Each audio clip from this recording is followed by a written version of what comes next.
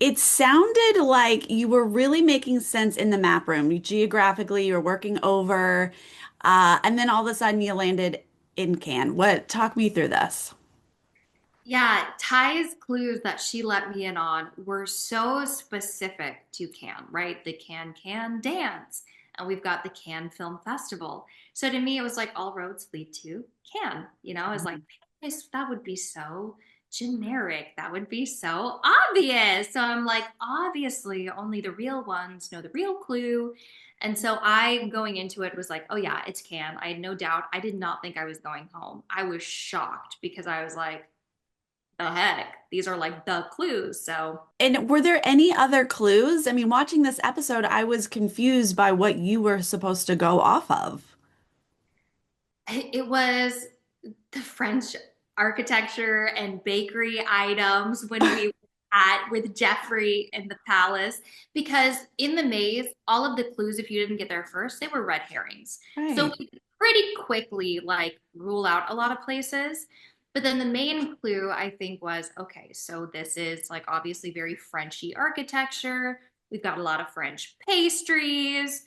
Um, I don't know if like Jeffrey's just had great style, but I saw the Louboutins and I was like, maybe that's a clue, or he's just like really fashionable. So it's like France, fine. But then Sure. it's like, but where in France? Yeah. I felt like this was a really, really tough one. So when you left the bus, did you think Ty had given you false information on purpose? Not at all. Like I really trusted Ty, and I think that we had developed a good relationship as friends. Like I knew that we weren't like alliance like this, but I did really feel like we liked each other, we got along. She had bigger targets that she wanted to get out of the game. We both wanted to get the same people out of the game. So I was like, it wouldn't make any sense for her to try to get rid of me because we're on the same page right now. So I was very shocked, honestly, that it didn't turn out that way. Last episode, we see you spicing it up at the table. I was like, yes, ma'am. But I did question the timing. What made you talk about the helicopter ride with everyone before the game had quite finished? Because I wanted to get everybody in one place so people didn't have the chance to like wiggle out of it. Because it's very much like a game of telephone, or he said, Mm. she said. Like you're talking to one player and they're going to have a different twist on that player. And I'm like, this is the only time we're all in the same place. Because even on the bus, like different conversations happening. I'm like, this is one time I have to be like, hey, anybody who wants to speak up about anything, I just thought this is the only time I'm gonna have to do it. So the very first map room, they put you in and throw in that they think you're the weakest player. How's this making you feel? It honestly was part of the gameplay that I didn't want to come off as a threat because I didn't want to be targeted from the beginning. But then I was like, well, but I also didn't want to be seen as weak. I just wanted to kind of be middle ground. So when they said like the one who probably knows where we are the least, I was like, Yeah. I didn't think that because I don't know anything about geography. Shocking. So I was a little surprised, but it felt really good to come out of it and be like, gotcha, bitches. I'm still here. Mhm. Absolutely. Yeah, I thought it was maybe part of your strategy. I mean, you're obviously beautiful, and maybe people just doubt that you're also smart. Could work in your favor. Gotten that my whole life, because I'm from Mississippi. We all do pageants.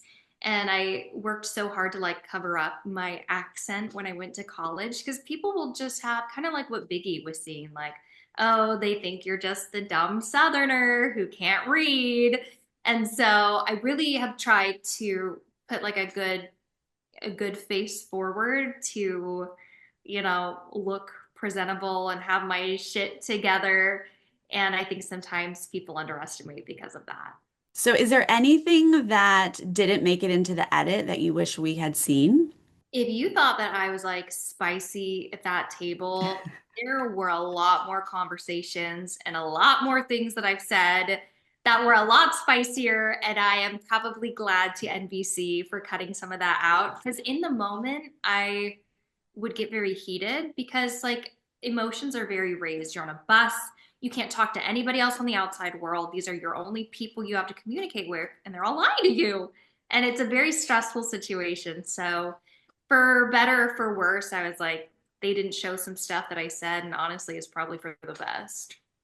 Yeah, give me a sense of this bus. I mean, I personally would lose my mind, I think, being trapped on a bus for days. What was the vibe like there? The first few days, super fun because it's like you're getting to know each other. You're having a lot of this, like, get to know you, becoming friends. And then after like the first week, you're like, get me out of here. Like, I need to get off. I gotta breathe. I gotta see air. I gotta see something. I gotta go do something.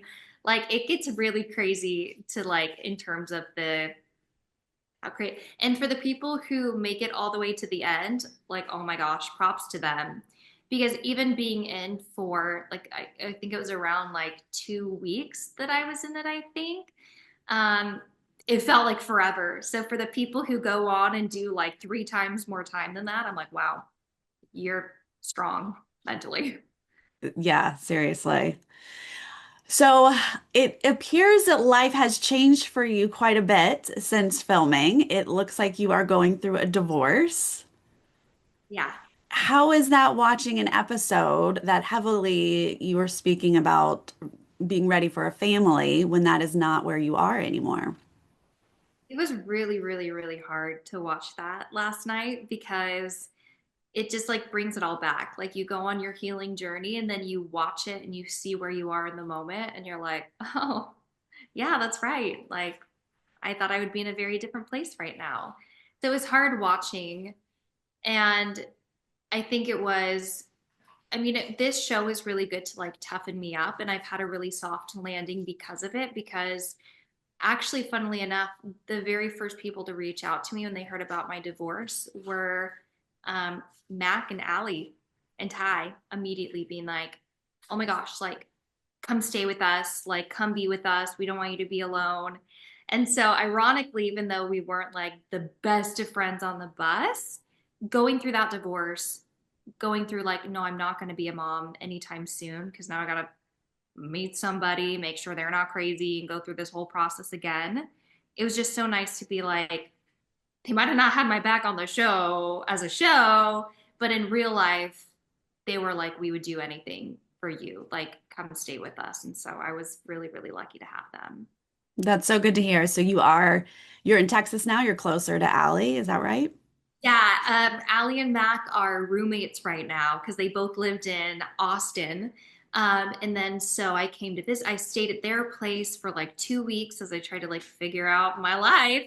And I loved Austin. So this is my first apartment by myself. I've either only ever had roommates or married. So I'm like my first apartment, but I do live in Austin now. And Ty is actually visiting. So it's just been like fun. A lot of people from the show. Biggie was here last week too. So a lot of people from the show like are coming here to hang out. So it's been fun. At this point, I'll just adopt a lot of cats because I don't want to go through that. The worst thing anybody can go through, even on good terms. Like we're on good terms, we're friends. He ended up with a man instead of a woman. So I'm like, that hurts less, because how can you compete? But it's hard. So I'm like, I never want to do that again. Like when I get married next time, I'm taking my time and being like, you sure you're like girls? Are you sure? Are you sure? Are you sure you're not going to cheat on me with a girl? Are you sure? So do it a little different next time. Absolutely. I mean, it's very tough, but you'll heal and you'll get there for sure. I am on a mission to normalize talking about astrology. Do you know your big three? What does that mean? I'm a Virgo. So you would be a new moon baby. You would be a Virgo sun and moon. Great with details, a little perfectionist. No wonder you're so well put together. Yeah, that all tracks. Also, you are a Leo Venus and Leo Mars, and that's the part of you who likes to shine, likes the spotlight. You're very good with that. Ooh, I love this. Wait, tell me, can you read my palm? Am I going to be happy? Am I going to be okay? Am I Yes, going to be okay, Sarah? yes. I can't read your palm, but I can tell you you're going to be okay. Absolutely. Well, thank you so much for your time today, Rachel. Thank you so much. It was so nice to meet you.